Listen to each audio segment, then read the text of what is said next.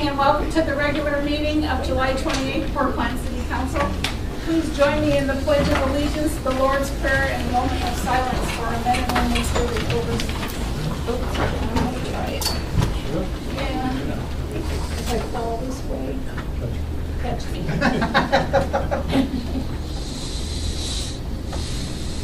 I apologize, I'm having some balance issues today. I pledge allegiance to the flag of the United States of America and to the republic for which it stands, one nation, under God, indivisible, with liberty and justice for all. Our Father, who art in heaven, hallowed be thy name. Thy kingdom come, thy will be done, on earth as it is in heaven. Give us this day our daily bread, and forgive us our trespasses, as we forgive those who trespass against us. And lead us not into temptation, but deliver us from evil. For thine is the kingdom, and the power, and the glory, forever and ever. Amen.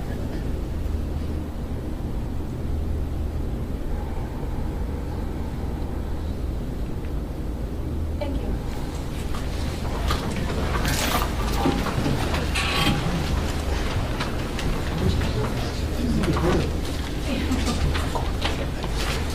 Would the clerk please call the roll? Mike Snyder, Present. Gabe Pilo, Present. Lisa Sardi, Present. Beth Gilman, Present. Jerry Tiroli, Present. Nicole DeFritas, Present. Margaret Phillips, Present. Thank you. The chair notes that certification has been received regarding compliance with the rules and notification of this meeting, and we will now go to public comment.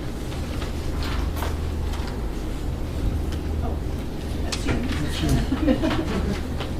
Paul Moon, 1119 Lee Avenue. Thank you.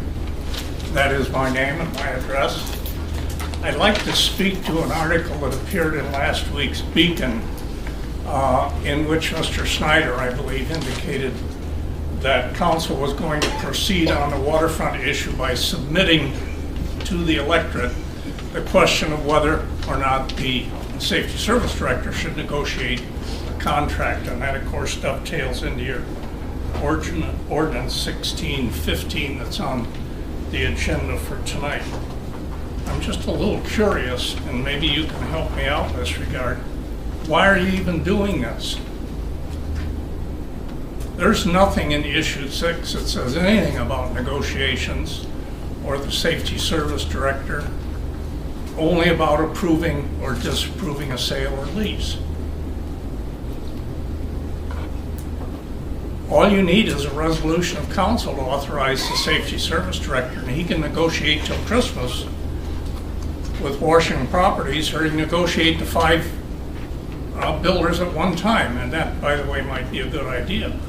But you don't need voter approval just to authorize the safety service director to proceed.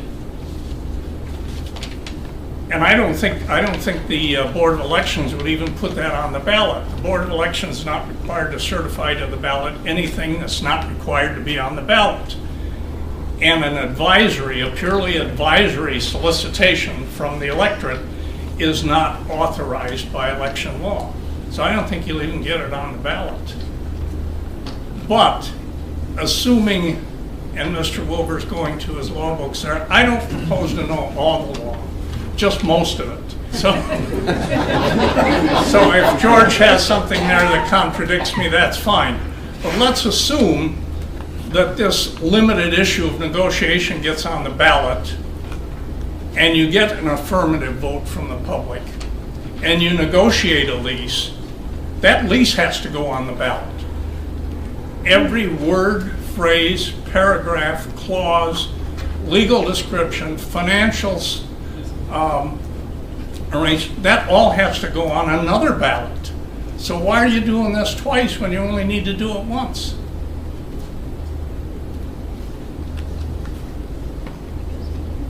Thank you.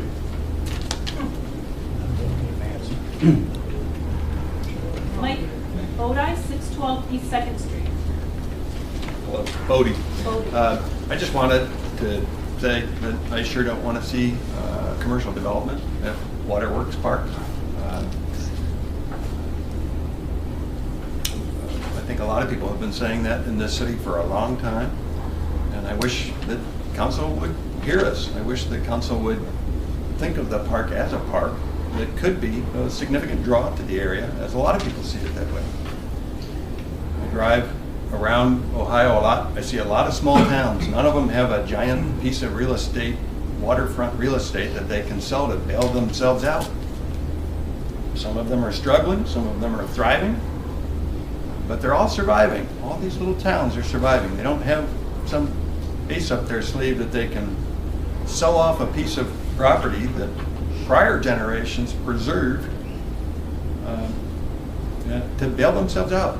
So I'm not sure why we don't look to the things that we can do without selling a piece of property that prior generations preserved for us and for future generations.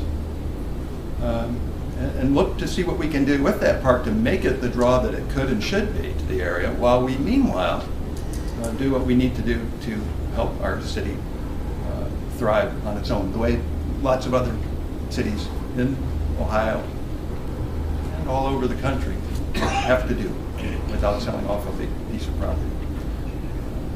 So I'd like to not see development on that property in case I didn't make that point. Thank you.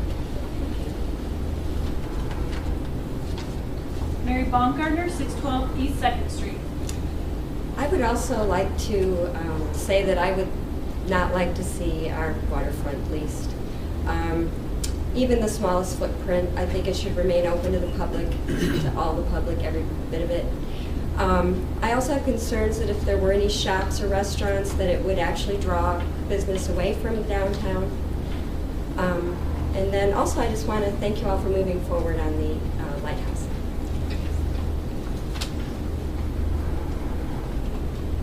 Victoria Clemens, 330 East Perry Street.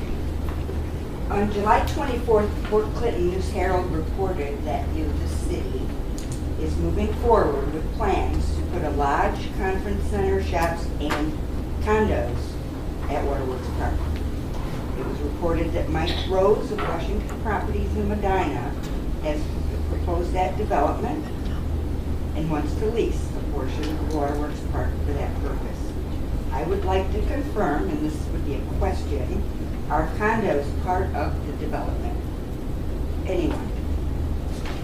Can we answer that? You may. At this point, I have to presume they are, but until we're able to get down and negotiate with Mr. Rose, I can't confirm that. So, Port Clinton News Herald doesn't have confirmation that there will be condos. Again, that was in his proposal, but until we sit down and negotiate everything, we don't know. And has George Wilbur prepared a piece of legislation that you'll vote on tonight? Will it be voted on tonight? Yes, it's ordinance 1615 on the agenda for this evening. Thank you. And then a lot's happened in the last year, and I just want to make you all aware of, because you are busy. Both Vermilion and Marblehead are buying lakefront property, and that might influence your decision as we go forward. That's all I have to say. Thank you.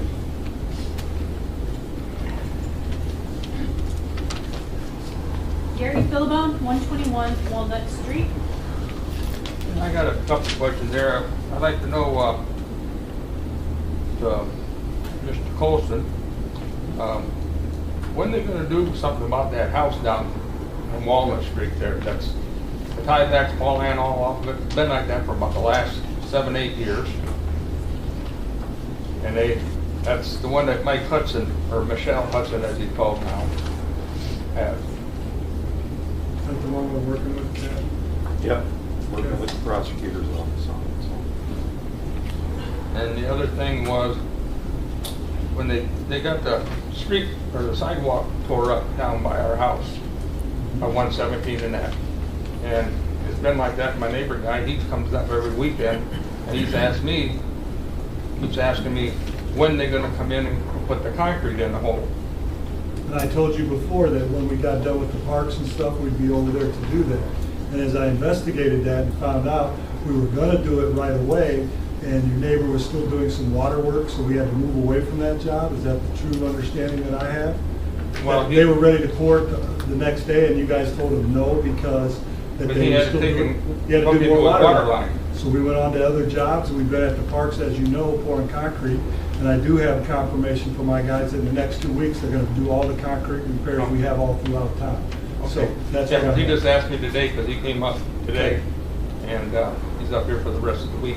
That's the answer. Yeah. So I told him, I said, I'll see what I can find out tonight. Okay. All right, thank you. Eric Noter, 608 East Perry Street.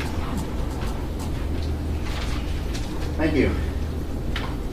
It is thanks to Issue 6, the Park Protection Ordinance, that we're having this discussion today. The people stepped up to protect Port Clinton parks because they want a voice in the future of our parks, open spaces, and precious shoreline. We had hoped that city officials finally heard us loud and clear. Recent renovations of Portage, Erie Gardens Park, and Lighthouse negotiations are steps in the right direction for Mayor Leone and Council. It looks like when the people lead, leaders follow. Members of Council and the administration made a personal commitment to the wants and needs of community residents. Issue 6 is not about being pro or anti-development. It's about making the right decisions for Port Clinton. Today you're planning to put to the voters a generic question to lease a part of Waterworks property to a private developer for private use with no details. Passage of Issue 6 raised the threshold for sales of city park land and property. It also raised the threshold for openness and honesty from our local government. I believe the people want a better park, and I think they would also be in favor of a public development for public use. That's the question which should be on the ballot too. Our parks are absolutely vital to the lives of our communities. Parks parks are where community happens. Parks are where community happens. They're where people who are different from one another come together. If we work hard to make parks come alive, they can be true mirrors of everything that's great about this city. When parks are forgotten about, it mirrors the ways that the citizens have been forgotten about. Today, Waterworks Park is a vision, an oasis, not just of nature, but also of culture. We have a real chance to bring those things together with a public use development rather than a private development. Thank you.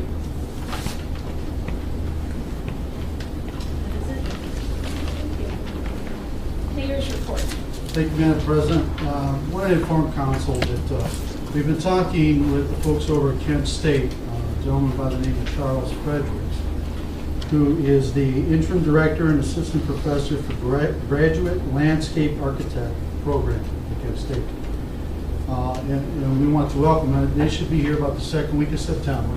And what they wanted to do is they wanted to do some studies of our area and how we deal with different things such as algae, control our stormwaters, different things of that we face each and every day, especially when we have our diesel blow in, how do we deal with all those things. So they're going to be here, and I hope you have an opportunity to meet them and welcome them. I also wanted to bring to your attention, water quality obviously is at the forefront on the newspapers. This morning we heard Toledo announcing some of their concerns and things that they're dealing with. And I want to make sure everyone knows, not just council, but everyone knows, you can go to portclinton.com. Not portclinton.com, you go under water quality information. You hit that tab, and you will see a page that looks something like this, and I'll pass these around. I see there's a few here, so you can take a look at them. This is basically on top, it talks about current conditions. You'll see a date, that is when the date of the test that was taken. It tells you the samples of the raw water that comes right from the intake of the lake. We also have another separate intake that's in the river. And then it shows exactly what's coming out of your tap and what the quality of that water is. But then, of course, that information is only as good as if you know how to read it and what it's good for. That's why we want to make sure we put the safety threshold chart down below that, so you know exactly what you're looking at. Recently, seen a website out there for Ohio beaches. And I know if you go to their website, you'll also see that we're under this advisory. We have high E. coli levels and stuff like that. It's great to have that information. The problem you have with that website is it's not updated on a regular basis. Our Board of Health for Ottawa County test the beach waters at least 3 times a week. They report those numbers back to us. They are recorded. And you'll see there's a flip sign as soon as you enter. It's down. Obviously, the levels are high. Well, to show more transparency, to make sure we're letting people know exactly what's going on in real numbers, we've added, or it will be probably within the next day or two, you will see current Port Clinton beach conditions. It will give you the amount of E. coli factor there, and it also shows the thresholds. So we are keeping everyone well informed of what's going on. Like I say, this will be tested 3 times a week. We will update it continuously. Max Upton, the administrative assistant, is now able to go into that computer or into this website and make those changes as soon as we have that information.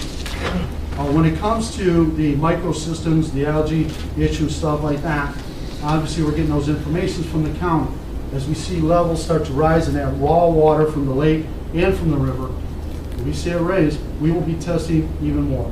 Typically it's done once a week, but as we see those levels, such as what we're seeing on this page, they will test at least 3 times a week. And then there's protocols that we will follow with them if we feel the need that we have to disconnect from their systems. We have different ways to backfeed that system to continue to supply water. But what's really important is that you have all the information as fast as we have. So, you know, the best way to safeguard the community is with the proper information. So I think it's a valuable tool. Make sure you let everyone know. Go to portclinton.com. I know you see a lot of stuff on the TV, and there's a lot of different issues out here. It's good to have this kind of information.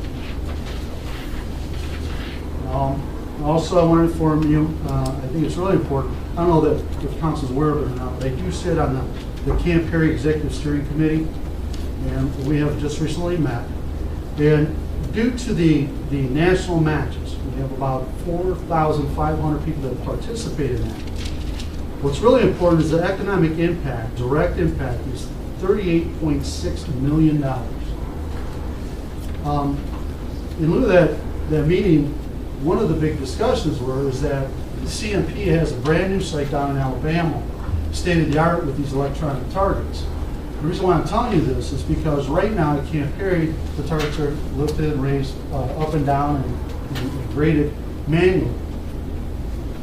At the meeting, we had discussed about investing another $3 million to put in the electronic targets, which would actually improve how many more people they could put in there, how many more matches they could have, which is more of a draw, which my hope that $38.6 million direct impact will continue to grow. One of the things we're recognizing in the steering committee is that younger people typically, you know, you have the mother and the father both working, time is of the essence. So they cannot spend 6-8 hours down at a range participating. But if we can reduce that to 2 hours, you have a better opportunity to bring more people in. So it's a great draw, great improvement. I'm very excited about that, and hopefully, obviously, it's all about funds. And the funds are available, and those improvements will be made. But that is going to impact the city.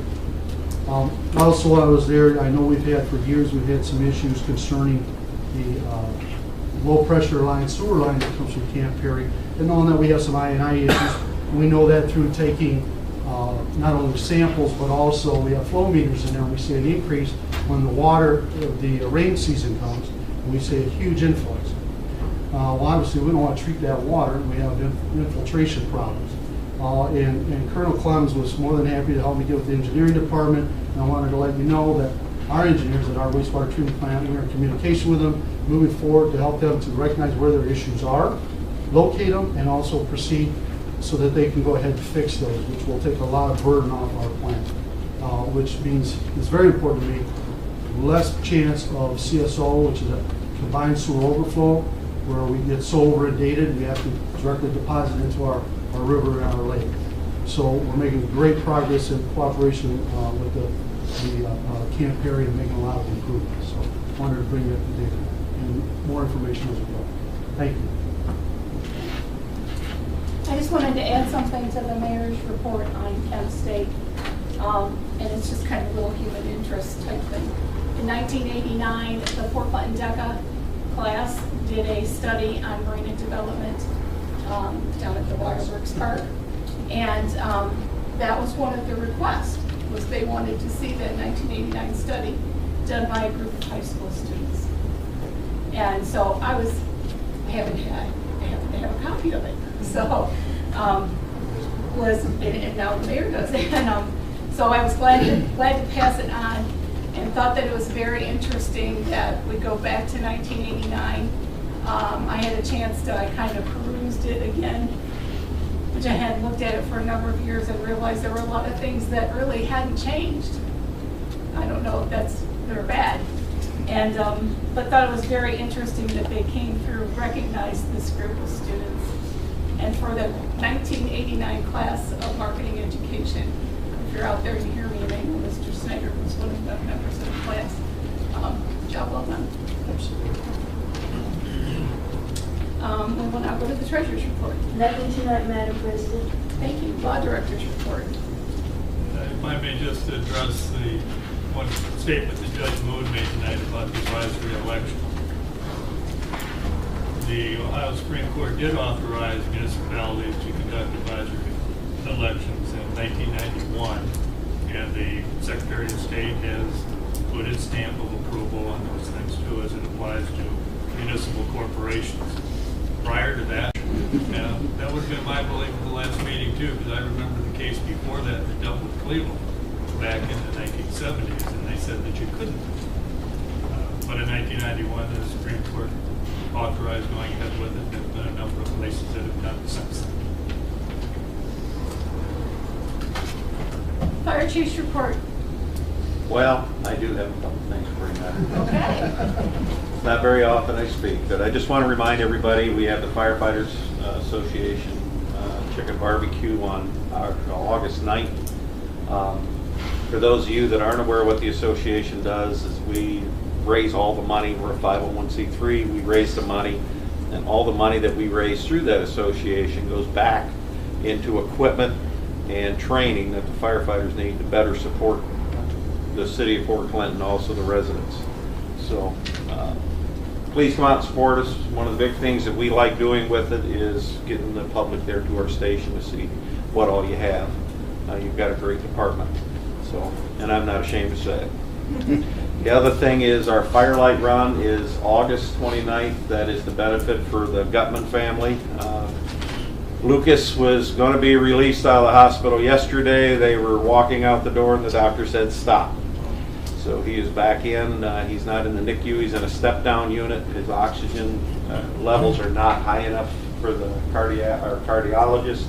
So they're going to keep him around another couple of weeks. We assisted Bowling Green Fire with a fundraiser Sunday down there. They had a pancake breakfast and some raffles, and they're definitely, they did very well in their support for the Gutman family. We're having a 5K Firelight Run. It's a nighttime fun run. We would like runners. The public is and the community has just been absolutely phenomenal. You know, not everybody believes how good a community that we truly have, but it is amazing at the sponsors, the people that have come through that we've never talked to before, just to help this family out, and that it is a very good cause. We're trying to offset their travel expenses.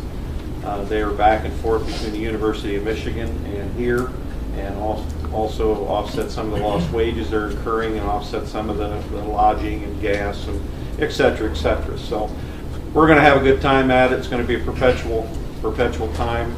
You can see it on Facebook if you haven't. I know some of you do. I don't. But you can like it on Facebook. You can also download forms or registrations and things. But it's turning out to be quite the event. So please join us. Thank you, Madam President. Thank you. And I just have a little kudos for the fire department. We have been moving a client who happens to be deaf into an apartment. And so, you know, there's all kinds of issues with fire alarms and all kinds of things. And we asked the chief to come out. He did an inspection of the apartment, told us where we needed to put the fire alarms, told us what kind we needed, is kind of helping us find an avenue in which to get them so that this guy can afford them. Told us about that they put in his number somewhere, and if he has a fire and his number comes up on 911, there's a note in there that says he is a deaf individual. So, you know, we think, and it's great that they come and put out fires, but they do all these other wonderful things in our community that go unnoticed. And I just want to say thank you. Well, thank you very much, Linda, that means a lot to me. We do a lot in the community, and we'd rather not see you professionally. I just don't know how else to put it. I'd rather not see you. I'd rather you come see me. Thank you very much. You're welcome. Under correspondence, I have the Finance Committee minutes of July 21st and the Planning and Development minutes of July 7th. Could I have a motion to accept the correspondence as stated? Thank you, Mrs. Sardi. Could I have a second? Thank you, Ms. Phillips. Any discussion? All those in favor? Aye. Thank you. We will now go to the reading of ordinance and resolutions. We have no third readings. We will go to the second readings of ordinance and resolutions. And will the clerk please read by title and summary only, ordinance 13-15. Ordinance 13-15, an ordinance authorizing and directing the Director of Safety and Service to enter into a contract with the Woodbridge Landing LLC for the purchase of real property and declaring an emergency. Does council wish to take any action this evening on ordinance 13-15? Mr. Snyder. Thank you, Madam President. Actually, before I take action, I have a question for Mr. Wilbur for clarification, and I apologize. I think there might have been a miscommunication between Mr. Hatfield and I. One of us was supposed to ask this earlier, and obviously I didn't. But the question is, it is the intention of the Finance Committee from our discussion to recommend to full council the waiving of the 3 required readings, not only for this ordinance, but the issuance of bonds that we see for the first reading, so we can move forward in a timely fashion, dealing with closings and interest rates and so forth. Can this one go before the bonds, or does it have to be in reverse order? Go, Okay. going to be taken both actions. Both today? Okay. Then, Madam President, I'd like to make a motion that we waive the 3 required readings on the ordinance. I have a motion to waive the 3 required readings on ordinance 13-15. Do I have a second? Thank you, Ms. Phillips. Any discussion on the waiving of the readings? Mr. Thank you, Madam President. As I alluded to, Finance Committee met and has discussed this issue at great length for some time. As we started this whole process dealing with the funding streams, we looked at a variety of different options. We determined one particular option. Since that particular conversation and today, interest rates have gone up slightly. We're also dealing with some issues of the purchase agreement and closing date. It fits October 31st is the proposed closing date.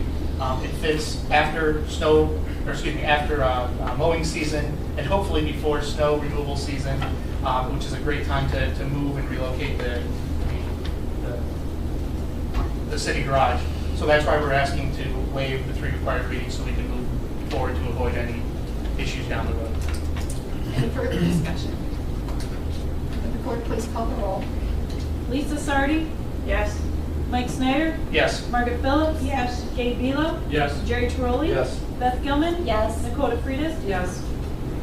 Thank you. Does council wish to take any further action on ordinance 13-15? Mr. Snyder. Thank you, Madam President. I'd like to make a motion that we retain the emergency clause on the ordinance. I have a motion to retain the emergency clause on ordinance 13-15. Do I have a second? Thank you, Mr. Trolley. Any discussion? Would the clerk please call the roll? Beth Gilman? Yes. Dakota Freitas? Yes. Margaret Phillips? Yes. Gabe Belo? Yes. Mike Snyder? Yes. Lisa Sardi? Yes. Jerry Trolley? Yes. Thank you. Does council wish to take any further action on ordinance 13-15? Mr. Snyder. Thank you, Madam President. I'd like to make a motion that we adopt the ordinance. I have a motion to adopt ordinance 13-15. Do I have a second? Second, Madam President. Thank you, Mr. Belo. Any discussion? Would the clerk please call the roll? Gabe Belo? Yes. Dakota Freitas? Yes. Mike Snyder? Yes. Margaret Phillips? Yes. Beth Gilman? Yes. Lisa Sardi? Yes. Jerry Trolley? Yes. Thank you. Ordinance 13-15 has been adopted. We will now go to new readings of ordinance and resolutions. Will the clerk please read by title and summary only ordinance 15-15? Ordinance 15-15. An ordinance providing for the issuance and sale of bonds in the maximum principal amount of $650,000 for the purpose of paying costs of acquiring and improving the site of remodeling, renovating, furnishing equipment equipping, and otherwise improving a building for use by the city's service department and declaring an emergency. Does council wish to take any action on ordinance 15-15? Mr. Snyder. Thank you, Madam President. I'd like to make a motion that we waive the 3 required readings on ordinance 1515. I have a motion to waive the 3 required readings on ordinance 15-15. Do I have a second? Thank you, Mrs. Sardi. Any discussion? Would the clerk please call the roll? Jerry Trolley? Yes. Lisa Sardi? Yes. Mike Snyder? Yes. Gabe Velo? Yes. Beth Gilman? Yes. Nicole Fridas? Yes. Margaret Phillips? Yes. Thank you. Does council wish to take any further action on ordinance 15-15? Mr. Snyder. Thank you, Madam President. I'd like to make a motion that we retain the emergency clause on ordinance 15-15. I have a motion to retain the emergency clause in ordinance 15-15. Do I have a second? I'll second. Thank you, Mrs. Sardi. Any discussion? Will the clerk please call the roll? Margaret Phillips? Yes. Beth Gilman? Yes. Gabe Velo? Yes. Nicole Fridas? Yes. Jerry Trolley? Yes. Lisa Sardi? Yes. Mike Snyder? Yes. Does council wish to take any further action on ordinance 15-15? Mr. Snyder. Thank you, Madam President. I'd like to make a motion that we adopt ordinance 15-15. I have a motion to adopt ordinance 15-15. Do I have a second? I'll second. Thank you, Mrs. DeFreitas. Any discussion? Would the clerk please call the roll? Gabe Velo? Yes. Mike Snyder? Yes. Nicole Fridas? Yes. Lisa Sardi? Yes. Beth Gilman? Yes. Jerry Trolley? Yes. Margaret Phillips? Yes. Thank you. Ordinance 15-15 has been adopted. Would the clerk please read by title and summary only ordinance 16-15? Ordinance 16-15. An ordinance approving an advisory election question to be placed on a citywide ballot at the next scheduled general election within the city and requesting that the Ottawa County Board of Elections place this issue on the ballot and declaring an emergency. Does council wish to take any action this evening on ordinance 16-15? Mr. Stein. Thank you, Madam President. Again, I'm not sure if this is the appropriate time to make this motion, but I would like to make a motion that council have a special meeting on Thursday, July 30th at 6:30 p.m. in these chambers, near a second reading of this ordinance.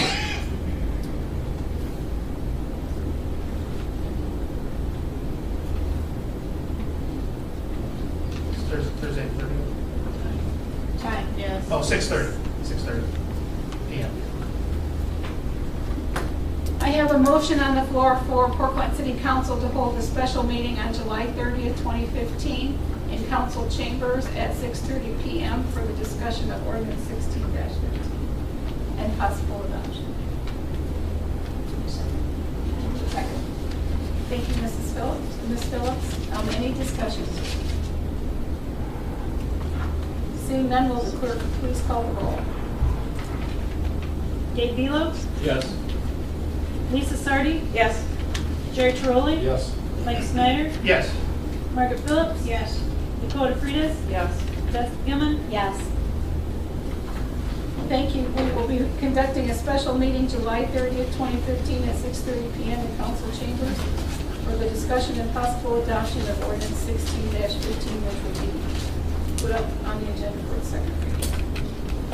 We will now deviate from the agenda and we will go to business from the floor. Mr. Snyder. Thank you, Madam President. Nothing this evening. Mr. Belo. Nothing tonight, Madam President.